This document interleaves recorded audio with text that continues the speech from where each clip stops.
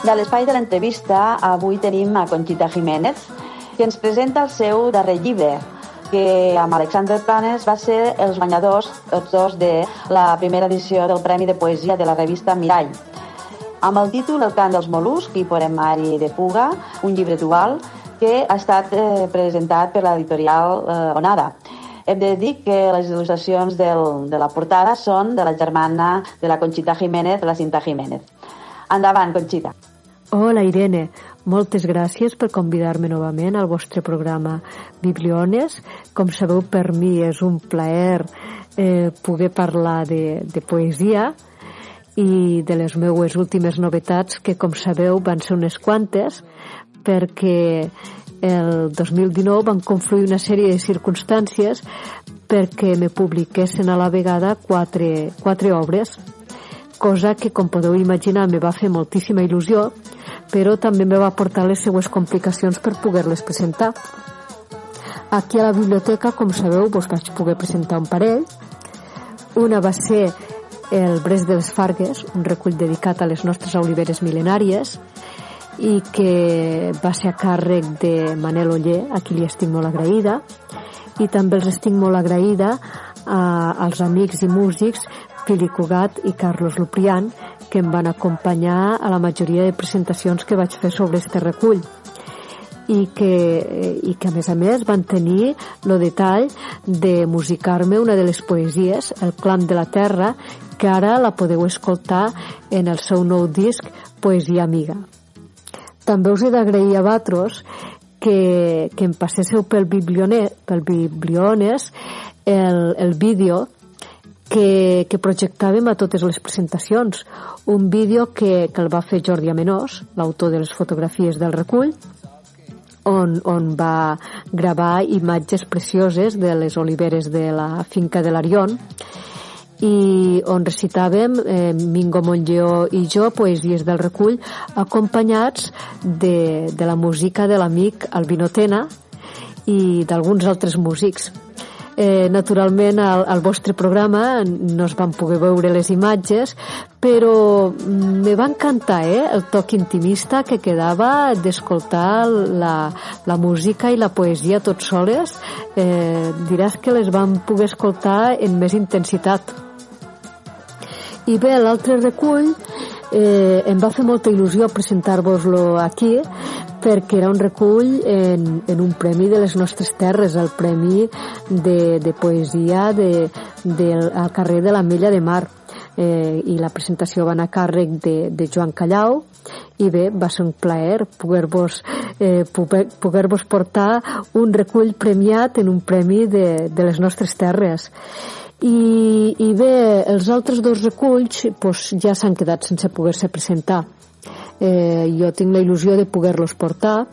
Un se'n diu La pell trencada, i l'altre, que és el que us presentaré avui, és El cant dels mol·luscs. Bé, este cant dels mol·luscs va rebre un altre premi ex aequo, amb un poeta de Corbera de Llobregat, Alexandre Planes.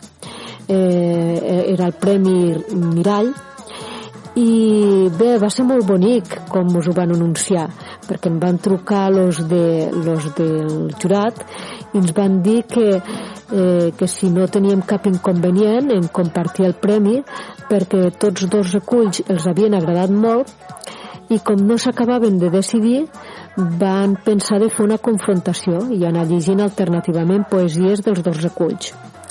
I es van adonar que, a pesar de que eren poetes que no ens coneixíem de res i que tenien procedències molt diferents, que eren com a molt complementaris les poesies, i que inclús semblava que una poesia contestés a l'altra. De fet, després us ho explicaré, que el meu recull és com una immersió a les aigües del mar, on s'acaba emergint a l'exterior. I en canvi el de l'Alexandre Planes està inspirat en els viatges que ell va fer amb la seva bicicleta i acaba endinsant-se al fons del mar. Bé, ha sigut una experiència molt bonica, compartir presentacions i compartir llibre, que al final el llibre ens l'ha editat Onada. Estem els dos molt contents de com ha quedat l'edició. De fet, Onada van ser molt flexibles quan els vam demanar que ens deixessin publicar junts amb una imatge d'un espill entre poemari i poemari, com si ens emmirallés, i una mica també evocant el nom del premi. Que sapiguéssiu que les il·lustracions, tant les dues il·lustracions interiors de cada recull com la il·lustració externa són de ma germana, Maria Cinta Jiménez, que a més li vam donar una mica de feina perquè li vam demanar que en els 8 centímetres que hi havia per poder fer la il·lustració, que volíem que tingués elements dels reculls dels dos, i al final ho va aconseguir. I bé, la idea que portàvem l'Alexandre i jo era de poder arribar aquí a Tortosa i fer-nos una presentació mútua, és a dir, que ell me presentés el meu recull i jo li presentaria el seu, i després vos faríem un recital combinat en el que poguéssiu disfrutar una mica, no?, d'esta complementarietat de les nostres poesies. El que passa és que la pandèmia ens ho ha tingut que trencar això, no?, i bé, jo encara estic il·lusionada en poder-ho fer. A veure si arriba el moment de poder-ho fer i l'Alexandre encara està animat a venir. Ha hagut molta gent que m'ha preguntat d'on venia este títol del cant dels mol·luscs. Bé, el recull és d'una poesia molt simbòlica.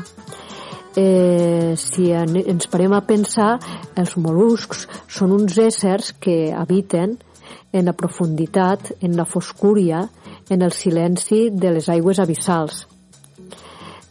Una mica com el que busca un poeta d'endinsar-se en l'interior, d'immergir-se en ell mateix per trobar una mica el coneixement. I este cant seria un cant que vindria del silenci. Aquests mol·luscs que semblen tancats com un bagul al fons de les aigües, no? Però que en l'interior amaguen i protegeixen el més valuós, que és la perla. La perla vindria a ser una mica allò que portem dins, tota aquella bellesa que portem dins, la bellesa de la poesia, de la inspiració, de l'art, de la música. Perquè, de fet, qualsevol manifestació artística, qualsevol inspiració prové del silenci. I seria el cant dels mol·luscs. Bé, em fa molta il·lusió explicar-vos que bé, la noia que em va presentar a Corbera del Llobregat, quan vam fer la presentació l'Alexandre i jo a Corbera, em va dir que s'havia fixat que hi havia elements que li recordaven molt al Delta, quan llegia sobre els palangres, sobre les dunes, sobre els fars, sobre les barques. I clar, l'Alexandre li va dir, és que clar, ella és una poeta de les Terres de l'Ebre. I ella em va dir que va fer una segona lectura, ja sabent això, i en relacionar els elements del Delta de l'Ebre en el contingut del recull, me va dir que se li va obrir tot un món. És a dir, que imagineu-vos la il·lusió que ens ha de fer, no?, que li obri un món a una persona de Corbera de Llobregat, unes poesies inspirades en el paisatge marí de les nostres terres. Però bé, jo crec que la millor manera d'aportar-vos la meua poesia seria llegint-vos alguna poesia i així fent-vos entrar una mica en este món marí, en este món interior, en este món especial, no?, que ens portaria el cant dels mol·luscs. I mira, us llegiré la primera poesia perquè vindria a expressar una mica tot això, tots estos oblits, tots estos records, totes aquestes absències, tot això que a vegades nosaltres tenim una miqueta amagat en el nostre interior, no?, i que vindrien a funcionar una mica com este coneixement de nosaltres mateixos, a través del fons del mar, a través d'un vell bagul amagat en l'interior de les seues aigües. Sota una escala l'oblit remulla l'absència. El seu pes s'esqueixa fins a absorbir una gruta i el reflux es remou mentre l'angúnia vibra despenjada dels tendals. Es refreda un record entre les fustes de la barca i el mutisme gemega. S'esfondra un bagul i escalen els palangres el cant dels mol·luscs. Bé, una altra poesia que us evocaria una mica esta intencionalitat, este camí a seguir, és una poesia inspirada una mica en els grànuls de l'arena, diguéssim, que està a prop del mar, no?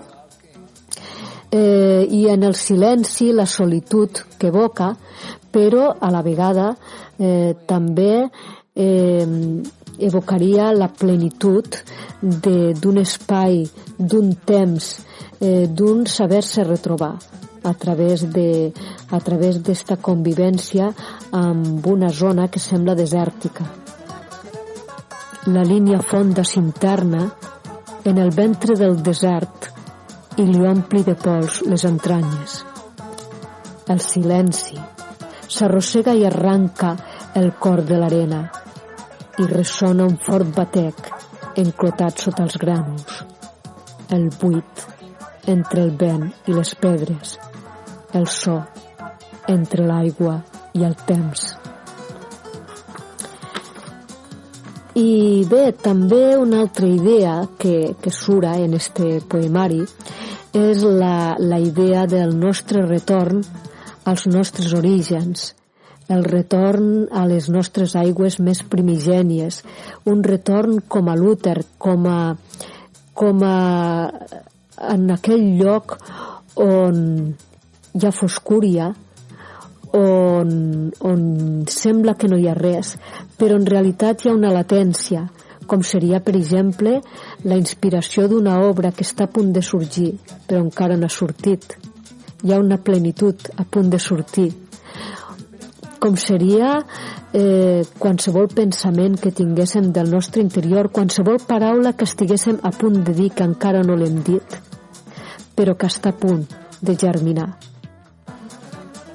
A la mar, una corda, soterra una gorja, tensa com la lluna, quan el ventre d'un peix gela una crisàlide i s'enclota un corc, mentre cau una ungla al tentacle d'un polp. Tot germina en la fosca, entre els brots de les runes i el calfred de la sal. Bé, com heu vist, hi ha elements una mica inquietants, perquè, com sabem, en el nostre pensament, el nostre subconscient, ens trobem que de vegades hi ha coses que no ens agraden, no? Però és precisament la valentia de saber buscar-los i de saber immergir-nos per trobar-los i enfrontar-nos amb ell el que ens ajuda després a poder emergir. Ha hagut gent que m'ha dit que ha vist bastants elements onírics, no?, en aquestes poesies, i bé, esta era la intenció. Les aigües són sinuoses, són suggerents, les aigües són inconcretes, com els nostres somnis. I de fet ha hagut gent que m'ha dit que ha vist imatges dalinianes en ulls que suren, en el temps, en l'obra. S'enfila a un cel cremat l'arbre mort. El sol forada l'aigua del mar nu. El temps s'esqueixa sobre estries esparses. El fum sota l'ocàs sura com un ull. I bé, m'estaria més temps parlant i recitant, però no pot ser, se'ns acaba el temps. Ho acabaré també en l'última poesia del recull. Tal com us he dit, la idea era fer esta immersió, este viatge interior, per després poder emergir, perquè després els mol·luscs que han estat tan silenciosos puguen parlar, puguen entreobrir-se i mostrar aquesta perla tan bonica que porten dins, la poesia, la bellesa, la inspiració, el seu cant. S'estenen les salines, com un bes del mar, a les valves de la terra. Gestat en les ranures, el magma silent penetra els miratges de la gruta més fonda. S'entreobri un bagul i emergeix l'últim somni, el cant dels mol·luscs.